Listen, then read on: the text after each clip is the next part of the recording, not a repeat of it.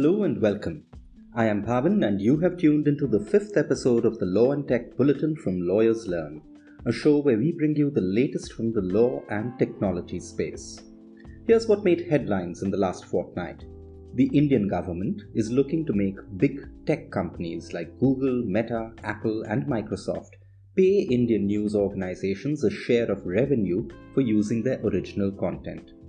Speaking with The Times of India, Minister of State for Electronics and IT Rajiv Chandrasekhar said, and I quote, "The market power on digital advertising that is currently being exercised by the big tech majors, which places Indian media companies at a position of disadvantage, is an issue that is seriously being examined in the context of new legislations and rules." End quote.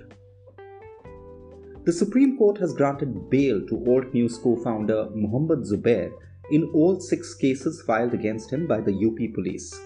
While passing the order, the bench comprising Justice D.Y. Chandrachud, Justice Suryakant and Justice A.S. Bopanna noted that Zubair had already been granted bail by a Delhi court in a similar case filed by the Delhi police. They said, and I quote, "Essentially, the gravamen of allegations are tweets by him. He has been subjected to fairly sustained probe by Delhi police.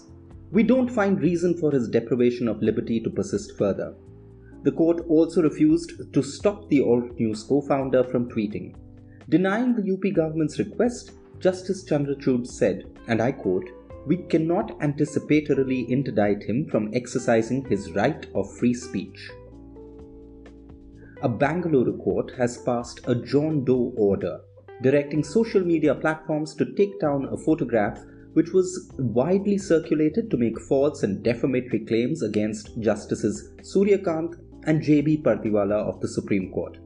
In this photograph, which went viral following the remarks by Justices Kant and Pardiwala against former BJP spokesperson Nupur Sharma, certain individuals were wrongly identified as the 2 Supreme Court judges. The photograph in question was shot at a lunch hosted by journalist N. Ram and his wife. The Delhi High Court has observed that domain name registrars or DNRs must create a mechanism for trademark owners to raise objections and seek cancellation of registration granted to any infringing domain name. Hearing the Snapdeal vs GoDaddy and others case, Justice Pratibha M. Singh directed the DNRs to file an affidavit in the matter.